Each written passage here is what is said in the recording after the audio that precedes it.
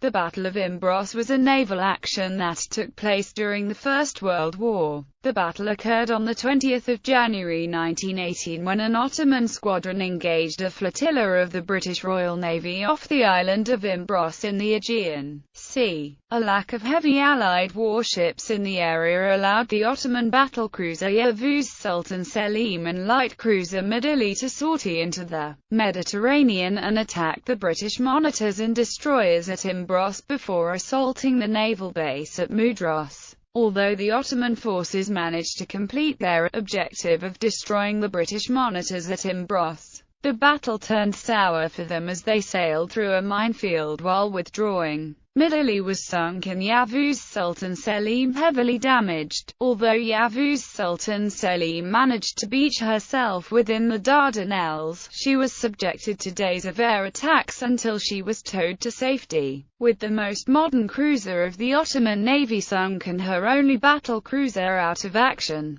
the battle effectively curtailed the Ottoman Navy's offensive capability until the end of the war. Prelude. By January 1918, the situation for the Ottoman army in Palestine had begun to falter. The new German commander of the Ottoman Black Sea Fleet, Rebbe Pashvitz, decided to try to relieve Allied naval pressure on Palestine by making a sortie out of the Dardanelles. Several British naval elements of the Aegean Squadron had been taking refuge in Kusu Bay off the islands of Imbros, and they were a prime target for an Ottoman raid. After raiding what shipping could be found at Imbros, Rebbe Pashvitz would then turn to Mudros and attack the British naval base there. The Allied force guarding the Dardanelles consisted of a few heavy British and French units as well as several monitors tasked with coastal bombardment.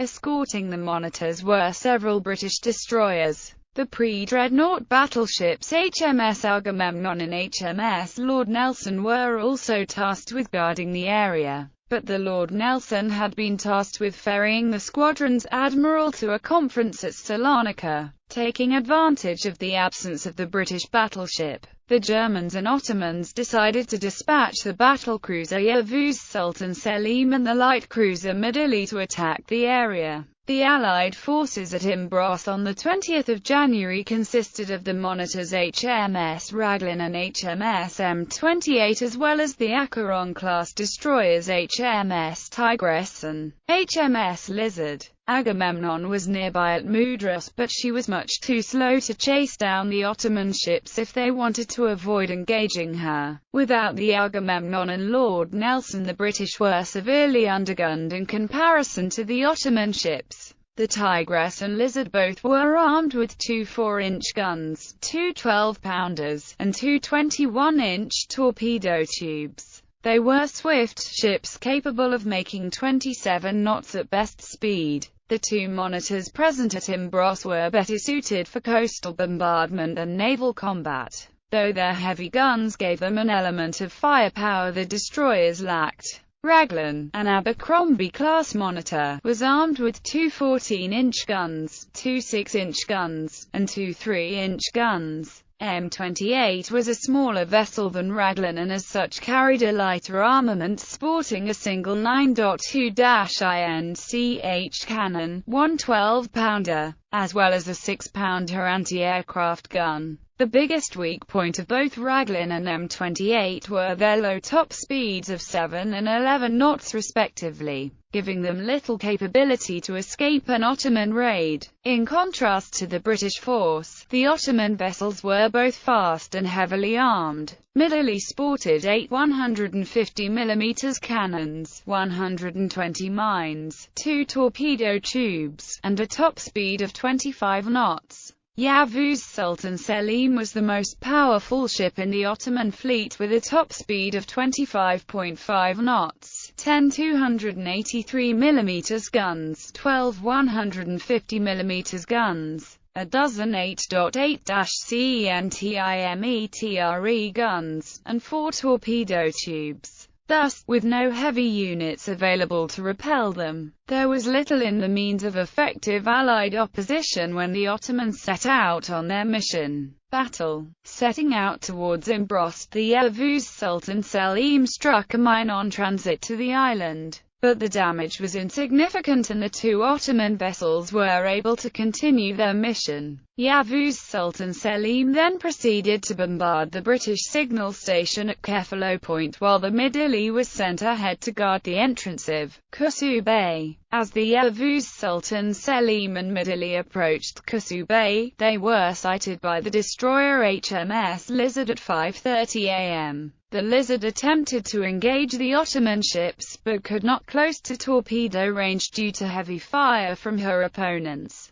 The Yavuz Sultan Selim soon sighted the two British monitors taking refuge in the bay, and broke off from Lizard to engage them. As Yavuz Sultan Selim attacked the monitors, Midilli continued to duel with Lizard, who was then joined by the destroyer HMS Tigress. Lizard and Tigress attempted to shield the monitors from Yavuz Sultan Selim by laying a smoke screen, but this was ineffective. The monitors were both much too slow to evade Yavuz Sultan Selim, and she was able to score numerous hits on the Raglan, hitting her foretop and killing her gunnery and direction officers. The Raglan attempted to return fire with its 6 and 14-inch guns, but scored no hits on the German vessels before her main armament was knocked out when a shell pierced its casemate and ignited the ammunition within it. Shortly after she was disarmed, the Raglan was hit in her magazine by one of Gobin's 11-inch shells, causing the monitor to sink. After Raglan was sunk, the Ottoman battlecruiser began to turn her attention to HMS M28. Striking her amidships and setting her alight before she was sunk when her magazine exploded at 6 a.m. With the two monitors sunk, the Ottomans decided to break off the engagement and head south in an attempt to raid the Allied naval base at Mudros. Upon withdrawing from Kusu Bay, the Ottoman force accidentally sailed into a minefield and were shadowed by the two British destroyers they had previously engaged. In addition to the destroyers, several British and Greek aircraft were launched from Mudros to engage the Germans.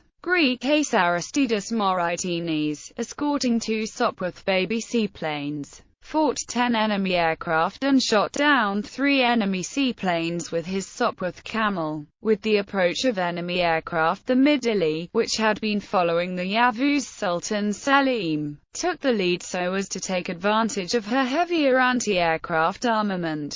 Midilli then struck a mine near her aft funnel, and shortly afterwards Yavuz Sultan Selim hit one as well. Within half an hour the Midilli had struck 4 more mines and began to sink. The Yavuz Sultan Selim attempted to rescue the Midilli but also struck a mine and was forced to withdraw. Fleeing towards the safety of the Dardanelles, Yavuz Sultan Selim was pursued by Lizard and Tigress. In order to cover the Yavuz Sultan Selim, 4 Ottoman destroyers and an old cruiser rushed out to engage the British destroyers. After the lead Ottoman destroyer began to take hits, the Ottoman squadron was forced to withdraw back up the Dardanelles. As the British destroyers approached Cape Helles, they were fired upon by Ottoman shore batteries and withdrew. In addition to the Lizard and Tigress, a dozen British seaplanes from Ark Royal were launched to finish off the Yavuz Sultan Selim. Although they managed to score 2 hits against the battle cruiser, the Ottoman ship was by this time near the coast.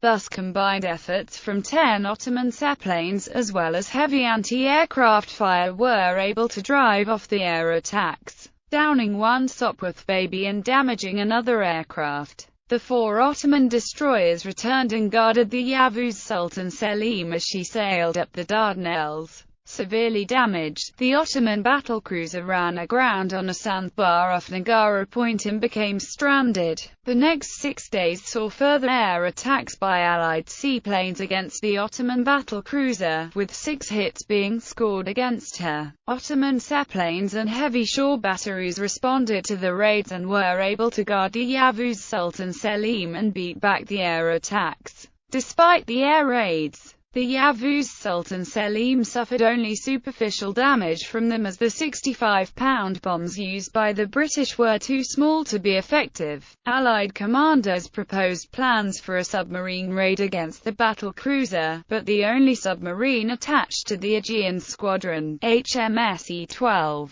had mechanical problems and was inoperative. A raid into the Dardanelles was therefore postponed until a working submarine could be dispatched to the area. Aftermath. With no way to free herself, the Yavuz Sultan Selim remained stranded on the sandbar until the 26th of January, when the Turgut Reis finally arrived and towed her back into the Black Sea. In one last effort to destroy the battlecruiser, the British sent the submarine HMS E-14 into the Dardanelles on the 27th of January. The Yavuz Sultan Selim had already left the area, and so E-14 began sailing back to Allied waters after discovering the battlecruiser's absence. Sighting an Ottoman freighter, the British submarine attempted to engage her with torpedoes. The second torpedo fired exploded prematurely. In the resulting explosion, the submarine was damaged and was forced to try to flee the straits.